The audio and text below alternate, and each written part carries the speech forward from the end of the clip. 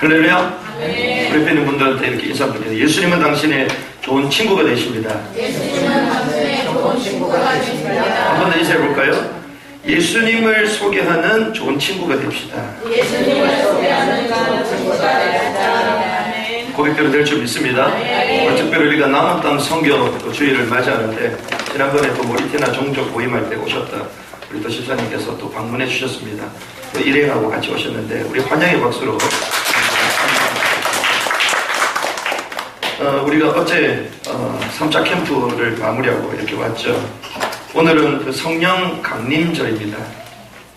그리고 라마단 기간에 저희가 이슬람권을 위해서 30일 동안 제가 계속 기도를 하고 있는 주간이 있는데요.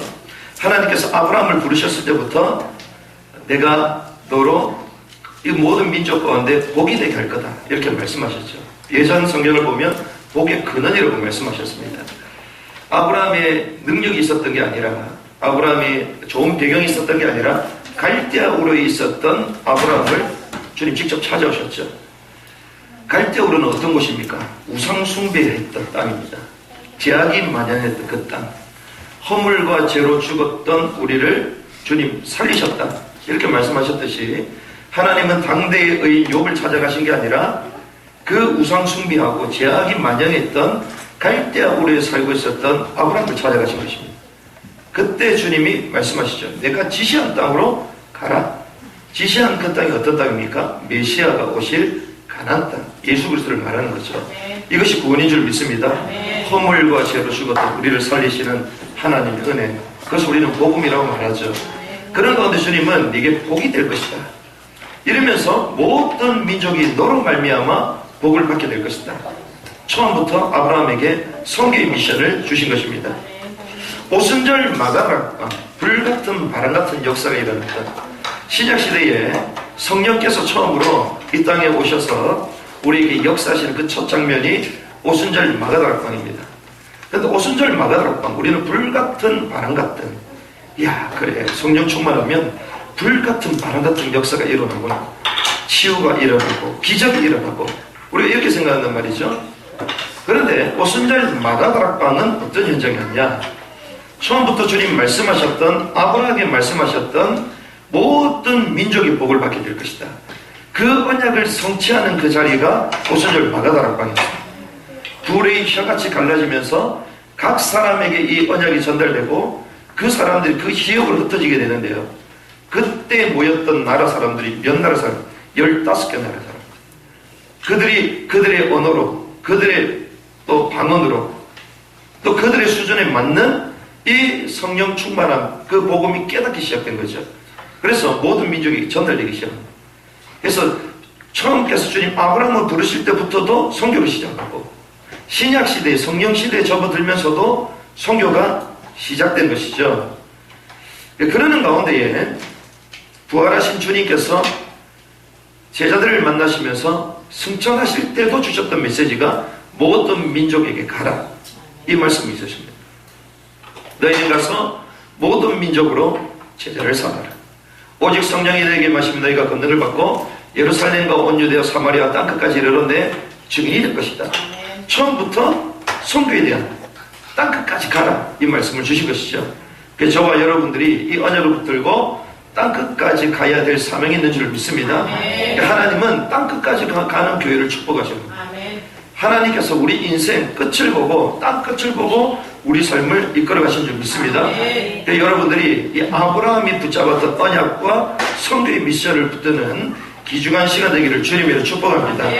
그래서 이번에 저희가 비전스쿨 3차 캠프도 이렇게 마무리했고 이번 주에는 특별히 또 수료식이 있습니다. 그래서 우리 5분의 우리 또 성도님이 이번에 또 교육을 받으셨는데 수료식 이후에 이제 또 단기 선교 배포를 가게 됩니다. 모든 민족에게 가라고 말씀하셨던 그 언약을 붙들고 땅끝까지 갈 때에 하나님의 역사를 보는 귀중한 은혜가 있길 바랍니다. 여러분들이 계속 기대해 주시면 좋겠습니다.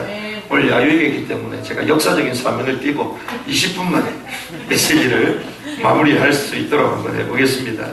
우리가 빠른 길이 아닌 순종의 길을 가라. 그렇습니다. 주님께서 출애굽의 역사를 이루어 가셨습니다. 430년 동안 모해되었던 이스라엘 백성들을 건지셨죠. 우리가 430년 동안 단순히 노예가 됐다 이게 아니라 430년 동안 노예가 됐다는 것은요, 철저하게 언약을 잃어버린 거예요. 철저하게 사단의 노예가 되었고 운명과 저주와 지옥 배경 가운데 살았던 것입니다. 하나님의 선택받은 백성들이 그렇게 살고 있다. 교회 다니는 기독신자들이 현장에서 그렇게 살고 있습니다. 하나님이 주신 축복과 언약과 신분을 다 놓치고 세상의 포로가 되고 세상의 부역자가 되어서 그렇게 살아간다는 거죠.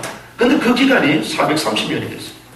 그때 주님께서는 모세를 다시 부르셔서 언약을 상기시키면 결국 출애굽시키셨죠.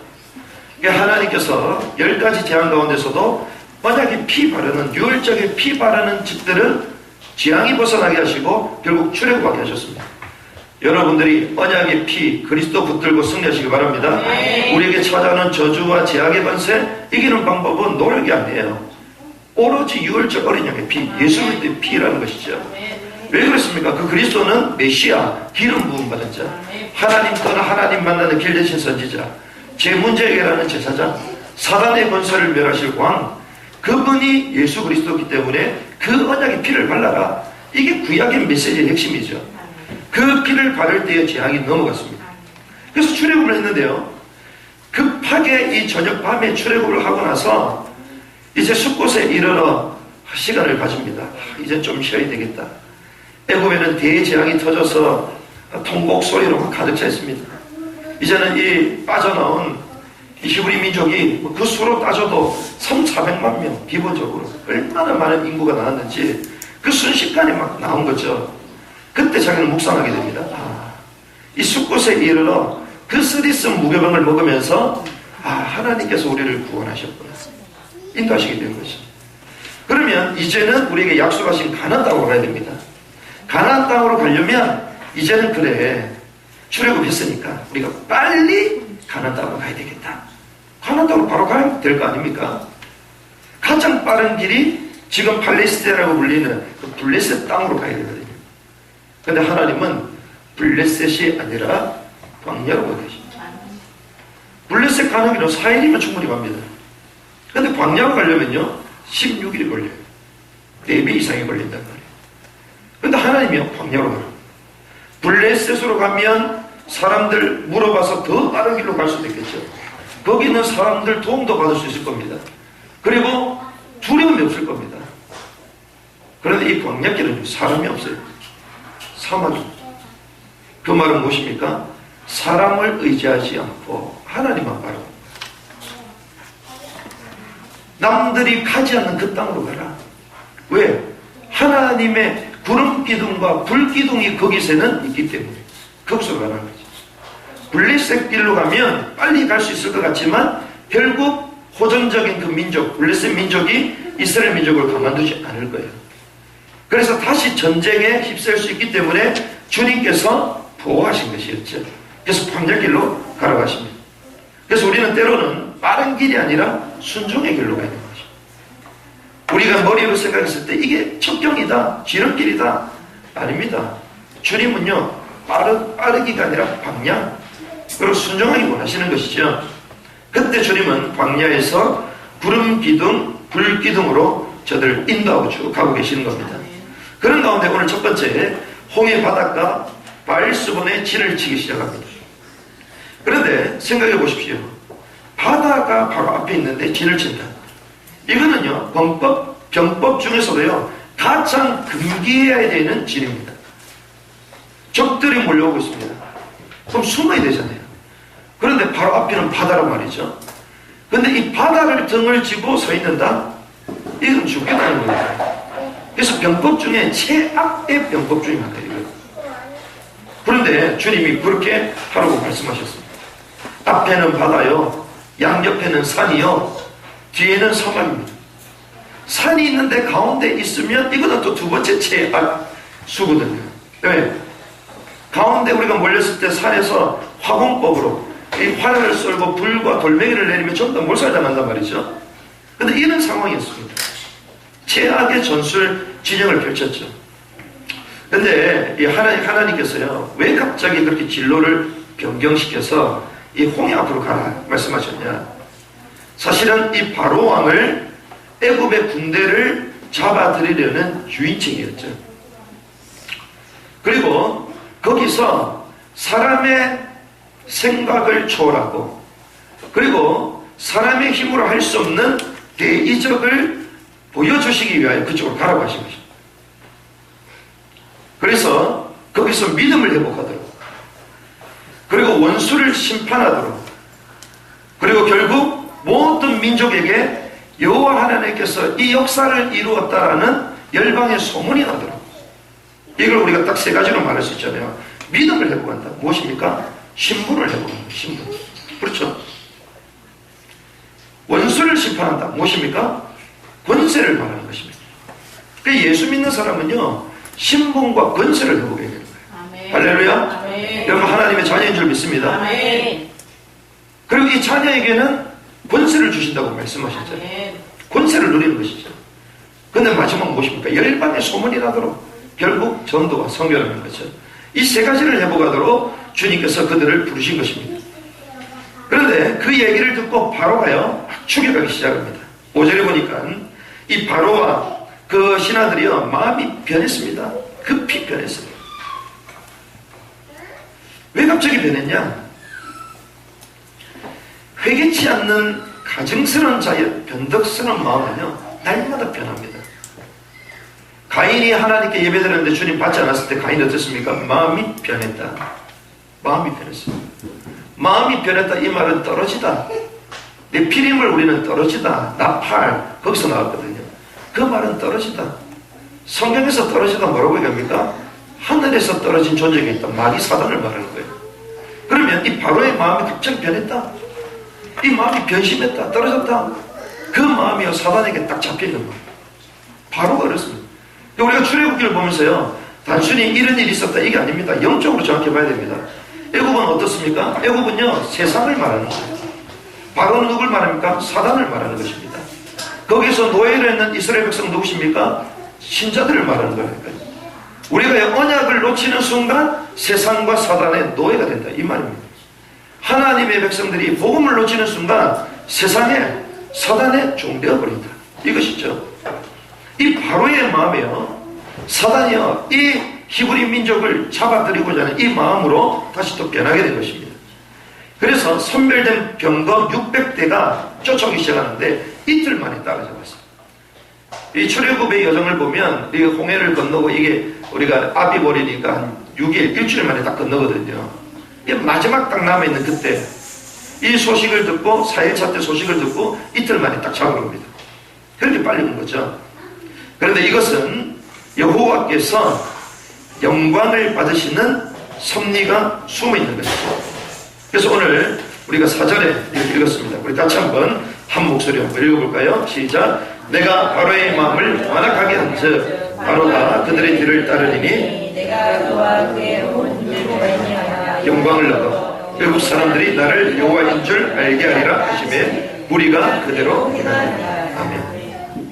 그러니까 이러한 위험한 이런 상황 가운데서도 주님께서는 원수로 말미암아 영광을 얻기 원하신 것이었죠. 그렇습니다. 이사야 42장 8절에 보니까 뭐라고 얘기합니까? 나의 영광을 우상에게 주지 않을 것이다. 주님은 그렇게 말씀하셨죠. 이사야 43장 21절에 보니까 인간을 창조하신 이유가 무엇입니까? 나를 찬송하기 위해. 이 백성은 내가 나를 위하여 지었나니 나를 찬송하기 위하여 불렀다. 그래서 웨스트민스터 소요리 문답 우리 첫 번째 보면요 인간 창조의 제1의 목적이 무엇인가 이렇게 질문을 던집니다. 거기에 그렇게 됩니다. 하나님을 영화롭게 하고 그로 인하여 즐거워하는 것. 그게 우리 인간의 첫 번째 목적입니다. 그래서요 우리가 모든 일과 사건과 상황 만남 속에 속지 말아야 될 것은 그 속에 하나님의 숨은 계획 하나님께서 영광을 받으시는 오묘한 섭리가 있다는 것입니다. 저와 여러분의 삶을 통하여 주님 영광 받으실 줄 믿습니다. 우리가 속지 말아야 되는 거예요. 우리 현실을 보면서 왜 이러냐 욕을 보면 우리 그러잖아요. 어떻게 저런 고난을 견딜 수가 있냐. 나는 저런 고난 도저히 견딜 수가 없을 거예요. 욕을 보면서 우리가 고난에 늘 관심을 갖습니다. 고난. 그런데 유대인들은요 이 욥 기서를 가지고 뭐라고 얘기하냐면 고난이라고 말하셨습니다. 욥을 가지고요, 유대인들은 뭐라고 얘기하냐, 하나님께서 사단에게도 자랑하고 싶어하는 그 인물이 있는데 그게 욥이다. 유대인들은 욥 기술을 그렇게 말해요. 하나님께서 그렇게 자랑하고 싶대요. 누구에게? 마귀한테. 어느 정도? 주신 자도 여호와시요 지하신 자도 여호와시다. 이런 믿음의 사람이 있다. 나의 제자가 있다. 나의 아들이 있다. 이걸 자랑해요. 근데 우리는 문제가 터지면 늘 문제 가운데 갇힌단 말이죠. 문제 뒤에 숨어있는 하나님의 계획과 하나님의 영광을 누리시기 바랍니다. 그걸로 인해 우리가 기뻐야 되는 것이죠. 그런데 이런 얘기를 듣고 10절에 14절 보니까 두 번째로 백성들이 두려움에 떨기 시작합니다. 10절에 보니까 바로가 가까이 올 때 이스라엘 자손들이 눈을 들어본즉 애굽 사람들이 자기들 뒤에 이른지라. 이스라엘 자손이 심히 두려워하여 여호와께 부르짖었다. 평소 때 기도 안 하다가 이럴 때 기도합니다. 보면 심히 막 두려워하고 부르짖기 시작하는 거예요. 왜 그랬습니까? 추격한 애굽 사람들을 보았기 때문에. 그 사람을 보니까 이 추격에 오는 애굽이니까 이게 막 두려움이 찾아오는 것입니다. 그래서 우리가 무엇을 보는 거가 중요해요. 그렇죠? 보는 대로 우리가 반응하잖아요. 근데 사실은 뭘 봐야 됩니까? 아, 저렇게 본다 할지라도 나와 함께 하시는 예수 그리스도, 우리와 함께 하시는 여호와 하나님, 그 언약을 붙들고 여유를 가지고 있어야 되는데 다 오는 거 보면서 막 놀래가지고 큰일 났어. 10가지 재앙을 통하여 우리를 승리케 하셨습니다. 애굽의 10가지 재앙, 10가지 재앙, 그 10가지 애굽에서 섬기고 있는 신들이었잖아요. 우리가 말씀을 나눴지 않습니까? 애굽에서 엄청난 그 대제국이 10가지 신을 섬기고 있었습니다. 그런데 그것을 주님께서 하나씩 하나씩 심판하시죠. 그러면서 너희들이 섬기고 있는 그 신 결국 우상이다. 너희의 삶, 너희의 미래를 인도할 수 없는 유한한 존재들이다. 하나님을 의지하여 이걸 드러내신 것이었죠. 그런데 이렇게 10가지 재앙 가운데서도 우리를 구원하시고 승리케 하신 여호와보다 현실을 보는 것입니다. 왜 그러냐? 사실은요, 그 군대를 딱 봤을 때 어떤 생각이 들었겠습니까? 옛날 과거의 상처가 드러난 거예요. 어떤 상처입니까? 학대를 당했던 상처. 애굽의 군인들이 자기를 혐오하게, 자기를 처절하게, 그리고 가혹하게 학대하고 버리치처럼 대했던 그 상처, 이것이 드러나기 시작합니다. 두렵기 시작합니다. 우리 캠프 가니까 그 얘기를 하더만요. 원래는 우리가 그렇게 생각하잖아요. 잘 사는 사람이 못 살면 힘들 거다. 그리고 못 사는 사람들이 만약에 또 어려움을 처하게 되면 옛날에 못 살아봤기 때문에 충분히 뭐 거뜬하게 이길 거다. 우리가 일반 상식적으로 그렇게 생각한다는 거죠. 근데 실제로는 그렇지 않다. 왜? 가난을 겪어본 사람은요, 그 가난에 대한 쓴뿌리와 상처를 갖고 있습니다. 넉넉히 이기는 것 같아도 사실은 큰 두려움입니다. 그래서 내가 가난 가운데 벗어납니다. 오기를 가지고 막 살아가는 거죠. 그런데요, 예전에 크게 뭐 부유하게 살아본 사람은요, 가난한 거 별거 아닙니다. 왜? 재밌어요. 처음 경험해보는 거거든요. 마치 이런 거라니까요. 여러분들이 뭐 F4 단기 선교 재밌게 가시잖아요. 왜? 안 살아보니까 관광 비스무리해서 가거든. 사실은 가보면 막 새로운 것도 있고 마치 이런 겁니다. 이 이스라엘 백성들이요, 430년 동안 조상을 통하여 뼈저리게 그 가혹한 노예 생활, 그걸 너무나도 잘하기 때문에 잡혀 들어갔다가는 그 옛날의 그 상처와 그 고통, 자, 견딜 수가 없는 겁니다. 그러니 애국 군대를 보자마자 두렵기 시작합니다. 과거의 경험에 마비 증세가 찾아오기 시작합니다. 그래서 여러분들은요, 언약을 각인해야 돼요. 아멘. 그래서 복음을 각인해야 됩니다. 아멘. 어느 정도 뼛속까지 각인해야 됩니다. 아멘. 지난주 말씀 나왔죠. 요셉의 뼈를 가지고 올 때에 요셉이 400년 전에 예언했잖아요. 유언했습니다. 나중에 너희들이 올라갈 때 나의 유골을 가지고 올라가라. 요셉이요, 뼛속까지 언약이 각인됐습니다. 아멘. 그러니까 모세가 요셉의 그 유고를 보면서 요셉 조상이 했던 그 얘기를 생각했을 거예요. 이 정도로 강인되지 않으면요, 현실, 과거 상처가요, 끊임없이 올라옵니다. 여기 마비 정체가 찾아요. 나는 아내라고 자유한다 그러는데 어느 순간 그 문제에 내가 딱 걸려있어요. 그 트라우마에 딱 걸려있다니까요. 그 얘기하잖아요. 상처는 사단의 놀이터다. 사단은 상처 가지고 뒤흔듭니다. 그러니 어떻게 됩니까? 생각의 각인, 마음의 뿌리, 행동의 체질, 이게 바뀌어지지 않습니다. 계속 하는 거예요. 그런데 이것을 단번에 바꾸는 것이 있습니다. 그게 무엇이냐? 말씀 붙들고 믿음으로 순종하는 것입니다. 말씀 붙들고 순종하니까 과거 체질에서 벗어나는 거예요. 그렇죠? 잘못된 각인에서 벗어나는 겁니다. 이 과거에 잡혀 있었던 이 히브리 민족들이요, 원망하기 시작합니다. 11절에 보니까 매장지가 없어서 광야에서 죽게 하느냐, 이렇게 얘기했습니다. 매장지가 없어서 광야에서 죽겠냐, 매장지 많지 않냐. 애국은요, 하여튼 장래 이 기술은 최고입니다. 세계 최고입니다. 미라를 만들어서 보존하고요, 그 장래 문화가 끝내주는 나라예요. 그런데 매장지가 없어서 우리를 여기까지 왔냐? 원망이셔. 생각해보세요. 매장지가 없어서 여기까지 왔냐? 지금 히브리 민족들이 죽었습니까? 한 명도 안 죽었어요. 우리 문제 생기면 죽겠다 죽었어요. 안 죽었잖아요. 예나 지금이나 30년 전이나 지금 10년 전이나 어제나 우리 늘 어렵다라고 얘기했어요. 근데 우리가 못 살았습니까? 하나님 은혜로 너무 많이 먹고 너무 많이 쪄가지고 다니는데, 그렇죠? 그 우리가 여기 살아왔다니까요. 이걸 통하여 우리가 알 수 있는 것은 믿음이잖아요. 믿음은 미래가 보이지 않습니다. 히브리서 11장에 보니까 믿음의 사람들은요, 미래를 땡겨봤잖아요.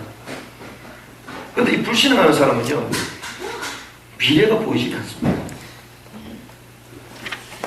그런데 재미난 사실이에요. 불신앙은요, 미래가 앞당겨서 보여요. 불신앙은 안 죽었는데 죽었다고 말합니다. 또 이렇게 얘기합니다. 당신들이 우리에게 어떻게 이같이 하느냐, 이렇게. 당신이 우리에게 어떻게 이렇게 하느냐. 아니, 모세가 사슬에 묶어가지고 끌고 나왔습니까? 본인들이 나중에 결정한 거잖아요. 본인들이 살겠다고 좋다고 나온 거 아닙니까? 그러면서 이렇게 얘기합니다. 우리를 내버려 둬라. 아니, 언제는 뭐라고 했습니까? 우리를 내버려 둬. 그러면서 뭐라고 하면, 애국 사람을 섬기는 게 좋다? 그럼 섬기세요. 그러면 뭐라 할 게 전혀 없어. 혼자 막 북치고 장구치고 하는 겁니다. 노예로 복귀를 원했는데 그러냐. 노예 출사표구나. 노예 출사표. 우리 올해 말씀 제목이 빛의 출사표인데, 일어나라 빛을 발한다. 일어나라 빛을 발하라. 그렇죠? 근데 일어나라 빛을 발하라가 아니라 쓰러져라, 넘어져라, 떠져라, 이거예요. 노예로 복귀하고 바랍니다. 일어나라 빛을 발하시기 바랍니다. 우리가 오래 주셨잖아요. 일어나라 빛을 발하라. 그 쓰러져라, 넘어져라, 들어가라. 오래 얘기 아니다니까, 원단 메시지가. 근데 우리가 뭐 노예로 가기로 원한데, 그때 모세가 고백합니다. 고백이 중요하거든요. 근데 모세가 그래, 맞다, 다시 돌아가자, 이러면 이제 전부 다 몰살당합니다. 근데 이 지도자가요, 이렇게 고백합니다. 두려워하지 말고, 두려워하지 말고. 왜? 그렇게 말하는데요, 핵심을 알았습니다. 핵심이 뭐냐? 두려워서 그러는 거예요. 두려워서 막 난리를 피우잖아요. 그래서 막 이것저것 그때 모세가 와서 따져야 될 거 아니에요. 야, 생각을 해봐. 자, 매장에 광야에 죽겠느냐, 야, 너희들 안 죽었지 않냐, 이렇게 설명 안 했습니다. 하나 설명 안 했어요. 딱 한마디 합니다. 두려워하지 마. 이 말은 두렵기 때문에 오도방정이 되는 겁니다. 그렇죠? 두려우면 말이 많아지거든요. 이 히브리 민족이 말이 많아졌어. 막 불평하겠어. 불신앙하고 원망하고 핑계대기 시작하고 말이 많아졌습니다. 근데 모세가 그걸 다 알았어요. 다 대꾸 안 했어요. 상담 안 했다니까요. 한마디로 두려워하지 마요. 그러면서 세 가지. 가만히 서서 여호와의 구원을 받아. 구원자 되신 그리스도를 체험해라. 아멘. 다시는 애굽 사람을 보지 못할 것이다. 우리를 승리케 하시는 그리스도를 봐라. 아멘. 여호와께서 너희를 위하여 싸우실 것이다. 아멘. 우리와 함께 하시는 임마누엘을 체험해라. 아멘. 딱 세 가지 얘기하는 거예요. 아멘. 이런 팀사에 가시기 바랍니다. 아멘. 구원을 선포해야 돼요. 아멘. 승리를 선언해야 되고요. 아멘. 우리와 함께 하시는 임마누엘을 누리도록 전달해야 돼요. 아멘. 근데 이거 안 하고 막 옆에서 막 얘기를 해요. 그럴 필요가 없어요. 사실은 뭐 여담이지만 어제 모리타니아에서 연락이 왔거든요. 그래서 이번 캠프가 준비되면서 막 이런저런 일들이 많이 생긴다고 얘기해요. 그래서 제가 한마디 했습니다. 이번 캠프는 모리타니아의 운명을 바꾸는 캠프입니다. 아멘. 그 한마디에 썩 끝났어요. 하나님이 원하시는 게 무엇입니까? 그 나라의 운명을 바꾸는 우리 가라 하시죠. 운명을 바꾸는 방법은 뭡니까? 교회를 세우는 거예요. 아멘. 왜 교회를 못 세웁니까? 우리가 하는 사회는 선명합니다. 정해져 있습니다. 뭐 복지, NGO, 지역, 문화, 예술, 교육 모든 거 다 해도 교회 못 세우면 의미 없습니다. 그렇죠? 바울은 그걸 가지고 한 게 아니에요. 바울은 그 현장에 제자 찾는 눈, 한 사람만 제자로 찾으면 끝나는 거예요. 그 눈이 없기 때문에 선교 현장이 고달픈 거예요. 제자 찾을 수 있는 그 한 눈이 없으니까 계속 고통받습니다. 그 눈이 있어요. 바울이 그 눈이 있었어요. 그래서 나중에 제자를 세워놓고 교회를 세우고 그걸 잘 양육하고 그 지역을 전도운동할 수 있는 디모데를 부르잖아요. 그 디모데 그 사역을 맡겨두고 또 변방으로 나갑니다. 그래서 이런저런 막 일들 저는 다 압니다. 우리가 이번 사건 큰 사건들이 많이 터졌잖아요. 그럼 사단이 극렬하게 방해하는 거예요. 왜?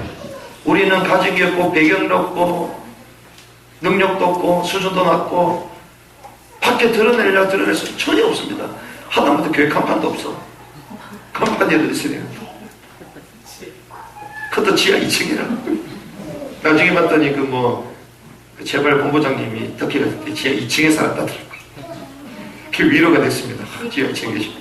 우린 근데 에어체인지 했는데 우리는 2층에서도 우리는 공기가 좋거든. 그런데 우리는 아무것도 없거든요. 근데 단 한 가지, 내가 내 교회를 세우겠다. 아멘. 주님께서 교회를 세우시는 것을 우리는 눈으로 봤습니다. 아멘. 현장에 교회만 세워줬으면 끝나는 거거든요. 아멘. 그 한마디에 싹 정리가 돼요. 모세가요, 요 한마디로 끝냈습니다. 구원자를 체험해라. 승리자를 체험해라. 아멘. 함께 하시는 임마누엘을 체험해라. 아멘. 불신하게 싹 사라집니다. 그래서 마지막 세 번째로 믿음으로 이제는 순종하는 미션을 주님이 주십니다. 15절에서부터 31절까지죠. 15절에 이럽니다. 여호와께서 모세에게 이르시되 너는 어찌하여 내게 부르짖느냐? 이스라엘 자손에게 명령하여 앞으로 나아가게 해라. 자, 이제는 지금까지 우리가 부르짖었다면 명령하여 앞으로 나아가게 해라. 이제는 우리가 믿음을 가지고 결단했다 그러면 행해라는 것이죠. 가만히 있지 말고 말로만 하지 말고 행해라는 것입니다. 도전하라는 것입니다. 믿음대로 첫 발을 내딛어라 이 말이죠. 홍해로 출발하라는 것입니다. 거기 가서 뭐해라? 지팡이를 들고 손을 바다 위로 내밀어 갈라지게 하라. 그 지팡이, 딱 지팡이 잡을 때마다 모세가 생각하지 않았겠어요? 뱀으로 바뀌게 하셨다. 그 뱀이 다시 지팡이로 바뀌고 그 지팡이를 나일강이 될 때 피로 바뀌고 여호와의 권능이거든. 이 믿음을 회복하는 것입니다. 이걸 붙잡으라는 것입니다. 그런데 그 말씀에 그대로 순종합니다. 21절에 모세가 바다 위로 손을 내밀었습니다. 광경을 보십시오. 손을 탁 내밀어. 옛날에 저도 뭐 이렇게 만화 뭐 이런 거 보면 그런 거 있잖아요. 막 변신하는 게 이런 거 있잖아요. 한 바퀴 탁 돌고 변신. 저 옛날에 순수해가지고 진짜 되는 줄 알았어요. 그 골목 가가지고 돈 벌리 해가지고 싸게 안 바뀌어. 저 몇 번씩 해봐도 진짜. 진짜요. 아, 그런데 이거 거짓말이구나. 그때 드디어 제가 철이 들기 시작했습니다. 그런데 모세가요, 손을 탁 내밀는데 진짜 돼. 안 될 것 같으면 손 내미는 게 자체가 웃길 거 아닙니까? 그렇죠? 손을 큰 동풍이 불면서 물이 갈라졌습니다. 바다가 마른 땅이 되기 시작했죠. 그러면서 이제 홍해를 도하기 시작합니다. 그 바닥이 이게 정리가 잘 돼 있겠습니까? 울퉁불퉁했겠죠. 우리가 생각하는 그 정도가 아닙니다. 몇십 킬로가 쫙 벌어진 거예요. 그걸 건너는 겁니다. 그래야지 단순간에 몇백만 되는 인구가 넘어갈 수 있는 거거든요. 그게 쫙 마른 바닥이 된 거예요. 근데 재미난 사실, 좌우가 뭐가 됐다? 벽이 됐다. 그 좌우가 벽이 되면요, 제일 끝에 있는 사람은 기가 막혀요. 왜? 물고기를 볼 수 있습니다. 아쿠아리움이라고 들어보셨습니까? 돈 안 주고 봐. 홍해에 있는 그 물고기들을 볼 수 있어요. 이렇게 딱 지나가요. 그런데 그 뒤따라 이 애국 군대가요, 그 홍해까지 치고 들어온 겁니다. 바닷 가운데 추격을 했죠. 그런데 바다까지 들어오긴 들어왔는데 이게 웬일입니까? 바퀴가 엉켜가지고 달리기가 어려워. 바퀴가 좋은 바닥이 아닐 거 아니에요. 그게 바퀴가 엇나가기 시작하는 거예요. 그때 이 군대가 눈치를 챘습니다. 여호와께서 싸우시구나. 도망가야 되겠다. 사실은 진짜 머리 나쁘죠.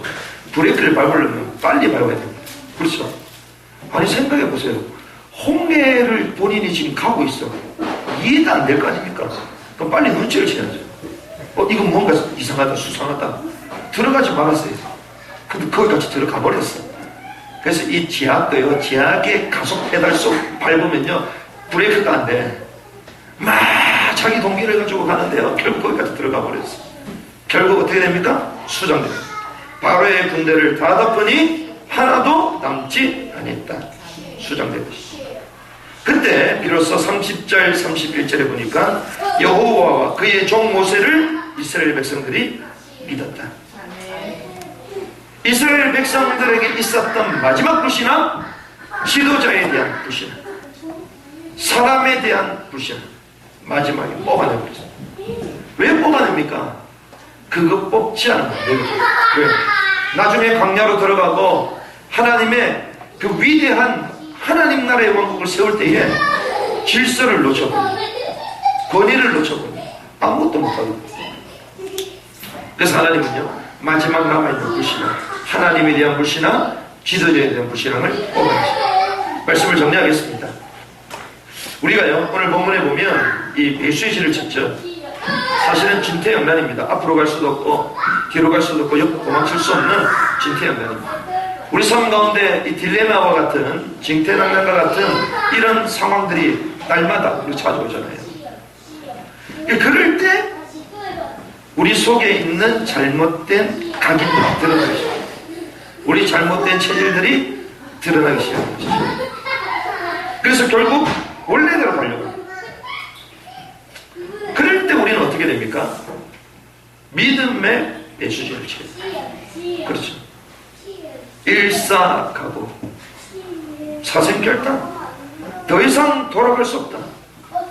더 이상 악의 모양을 가지고 내가 살 수 없다. 결단해야 되는 거죠. 하나님께서 왜 문제를 계속 주십니까? 단 한 가지거든요. 오직이 되라는 것입니다. 어떤 오직요? 오직 복음의 사람이 되라. 이런저런 문제가 와도 오직 복음의 사람이 되라. 이거거든요. 그게 믿음의 배수진을 치는 것입니다. 어제 제가 그 간증을 들으면서 정말 간증 듣길 잘했구나. 제 간증 안 듣고 도망가려고 했는데 마지막에 간증을 처음부터 다 들었거든요. 그렇구나. 하나님께서 이 한 분을 마지막 남은 프론티어 전방을 살리는 사람으로 쓰시기 위해서 하나님께서 그런 위협과 고통 가운데 하나님 앞에 결단하고 이 사람을 인도하게 하셨구나. 사실은 죽음의 위기가 실제로 있었잖아요. 그런 가운데서 다른 서양 선교사들은 우리 위협하고 어려우니까 우리 모임 갖지 말자. 조금 차분해지면 그때 예배 드리자. 그런데 이분이 얘기를 쭉 듣더니 그것도 좋은 말인데, 근데 초기에 자기가 예수를 그리스도로 영접하고 난 이후에 초기에 들었던 예화가 생각이 납니다. 성경이 생각나는 게 예화가 딱 생각났답니다. 그러면서 일제시대 때 일본 순사들이 찾아와서 교회를 불지르면서 지금 빠져나오면 나올 수 있다. 예수님 부정하면 나올 수 있다. 그래 불을 확 지르버린 거예요. 나중에 불 타고 나서 제가 된 그 현장을 가보니까 강대상의 목사님이 다 해골이 돼가지고, 그리고 앞에 앉아있는 사람들이 있고, 근데 마지막에 서 있는 사람들이 창가에 붙어있는 사람들. 이 사람들은 마지막에 도망치려고 발버둥 치는 거예요. 그때 그 예화를 듣고 자기 충격이었다. 예수 믿은 지 얼마 안 됐는데요. 그러면서 자기 마음속에 나는 그러면 이런 상황 가운데 어디 있어야 되나? 목사님 옆에 강단 옆에서 내가 죽어 있어야 되는 거 아니냐? 그 결단을 했다. 그런데요, 신문에, 타이틀에, 터키 신문에 크게 뭐 대문짝처럼 났다 그러잖아요. 이 터키, 이 민족, 이 체제를 정복시키려는 기독교인들이 지금 우리나라에서 활동 중이다. 그래가지고 난리가 났다는 국가에서. 그래서 예배 드리러 가야 되는데 이 두려워서 못 가는 겁니다. 선생님. 그래서 따로 불러가지고 우리가 따로 가자. 그때 선교사님이 나는 그렇게 할 수 없다. 그러면 믿음의 우리 친구 터키 있는 우리 형제한테 직접 물어보자. 물어봤더니 이 사람도 눈치 보기 시작해요. 믿은 지 얼마 안 됐으니까 사형 선교사 말 들어야 될 것 같기도 하고 또 이 본부장 얘기 들어야 될 것 같기도 하고, 그럼 우리 결정하지 말자. 내일 기도하고 스스로 결정해서 알아서 하자. 그래서 다음날 아침에 문을 열고 딱 첫걸음 뛰는 그 순간 자기 마음속에 평안함이 확. 자기는 문 열고 나가는 순간 경찰들이 있는 줄 알았거든. 그 자기는 감옥도 가고 아니면 무슬림들한테 목이 잘려서 죽을 수도 있는데 결단하고 문 열고 나가는 순간 그때 평안함이 한없이 올라. 아, 그렇구나. 믿음의 발걸음을 뛰는 자에게 주님 평안함을 주시네요. 그래서 막 가기 시작한 거야. 교회까지 갔는데 경찰이 없어. 거기 웬일이야. 신기하다. 그 문을 탁 열었더니 특히 믿음의 형제들이 다 왔네. 서양 선교사 두 사람을 알았어. 그 예배를 드렸다. 그러면서 집에 가서 자는데 왠지 그날은 불안한 겁니다. 그래서 신발도 안 벗고 잤대요. 그대로. 근데 지하 2층에 있을 때 그러잖아요. 새벽 3시간 했는데 더더더더 하면서 막 내려온 겁니다. 아, 이게 무슬림이구나. 아니면 경찰이고. 근데 지금까지 경찰들이 안 찾아온 거 보니까 무슬림일 가능성이 많겠구나. 그래서 자기는 이제 죽었다 생각한 거야. 그래가지고 문을 탁 여니까 경찰들이 기관총을 가지고 전부 다 이러고 있는 거야. 끌려갔더니 그 믿음의 형제들이 전부 다 모인다. 그래서 재판을 통해서 결국 무죄가 되고 다시 그 나라에 들어가가지고 또 사회가 하다가 나중에 추방되는 이런 수도를 얘기하시면서 그렇구나. 믿음의 결단. 그때 믿음을 결단하고 하나님 앞에 생을 던졌는데 하나님께서요, 그 가장 위험한 그 순간에 자기에게 꿈과 환상을 보여주십니다. 그 꿈이 뭐냐? 자기가 하나님 앞에 딱 섰는데요, 자기가 너무 부끄러운 겁니다. 죄도 많이 짓고 사역도 제대로 못하고 너무 부끄러운 겁니다. 하나님 앞에 막 고개 숙이고 있는데 주님이 네 뒤를 봐라. 뒤를 탁 보니까 그 터키에 자기가 세웠던 그 2명의 형제가 흰옷 입고 딱 있는 거예요. 근데 그 형제 뒤를 보니까 수없이 많은 무리가 흰옷 입고 또 있는 거예요. 아, 그렇구나. 하나님이 나를 통하여 또 다른 사람을 건질 수 있는 생명의 역사를 이루어 가십니다. 깨닫게 하십니다. 근데 지금 어떻습니까? 이 단체가 선교사만 1000명 이상 파송이 있잖아요. 그때 자기는 그 순간 깨달았습니다. 아, 이 선교의 이 메인스트림, 이 촛대가 서양에서 우리 쪽으로 넘어옵니다. 150년 전에 이 땅에 생명을 갖고 왔던 그 선교사들하고 여기 있는 선교사들은 질이 다르구나. 왜? 그 사람도 두려움과 위험에 도망갔거든요. 같은 선교사지만 같은 선교사들이구나. 하나님이 한국에 이런 자들을 통하여 부흥을 일으켜 주시는 거예요. 진퇴양난입니까? 믿음에 결단하시기 바랍니다. 하나님이 우리를 이 믿음의 반열 속으로 이끌어 가시는 축복의 시각표랍니다. 이런 가운데 우리는 19절을 보니까 믿음으로 순종하는 자에게 어떤 은혜를 주시느냐. 19절 말씀 우리 같이 한번 읽어보시죠. 시작. 이스라엘 진 앞에 가던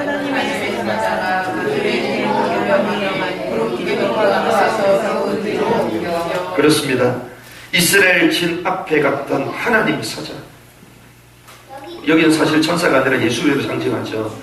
왜? 하나님의 일을 실제로 하는 사람은 예수 그리스도의 일을 하시잖아요. 이 그리스도께서 그들 뒤로 오셔서 직접 역사하시죠. 믿음으로 헌신하고 결단하는 사람은요, 복음의 역사가 나타나는 것입니다. 그러면서 우리가 마지막 한 번 더 확인해야 될 것은 이 홍해 사건입니다. 하나님이 왜 하필 홍해 사건을 경험하게 하시느냐? 안 해도 되는 사건을. 고린도전서 10장 1절에서 2절 말씀 보면 이 홍해 사건을 세례라고 얘기합니다. 세례 사건이죠. 이 말은 죽음을 말합니다. 물속에 들어갔다가 다시 빠져나온 것이었죠. 이 말은 우리가 죽었다가 살아난 것입니다. 그리스도로 말미암아 우리 과거는 죽었고 우리 신분은 바뀌게 된 것이죠. 이것을 경험하다. 그래서 우리 인생은 어떤 인생이냐? 재창조된 인생이라는 것입니다. 홍해를 통과한 재창조의 축복이 저와 있을 줄 믿습니다. 이것을 경험한 인생은요, 더 이상 과거에 머물지 않습니다. 더 이상 사단에게 포로되어 있지 않습니다. 하나님이 주신 그 언약의 땅을 향하여 거침없이 달려갈 수 있는 것이죠. 홍해를 건너는 믿음의 배수진을 쳤던 이스라엘 민족들처럼 저와 여러분들이 홍해를 건너는 은혜가 있길 바랍니다. 우리 합심으로 한번 기도하고 마무리하면 좋겠습니다.